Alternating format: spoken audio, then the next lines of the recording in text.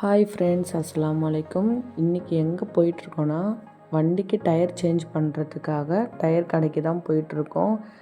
ஏன்னா வண்டியோட டயர் ரொம்பவே தேஞ்சு கிழிஞ்சிருச்சு. அதனால் சரி மாற்றிடலாம் அந்த டயருன்னு சொல்லிட்டு தான் நாங்கள் டயர் கடைக்கு போயிட்டுருக்கோம். போகிற வழியில் கொஞ்சம் பசிச்சுது. ஏன்னா நாங்கள் காலையிலேருந்து சாப்பிடவே இல்லை. அதனால் சரி சாப்பிட்டுட்டு போயிடலான்ட்டு ஹோட்டலுக்கு தான் போயிருந்தோம். அங்கே போய் நான் மந்தி ஆர்டர் போட்டுக்கிட்டேன். அவங்க சிக்கன் பிரியாணி ஆர்டர் போட்டு நாங்கள் 2 பேருமே நல்லா சாப்பிட்டுட்டோம்.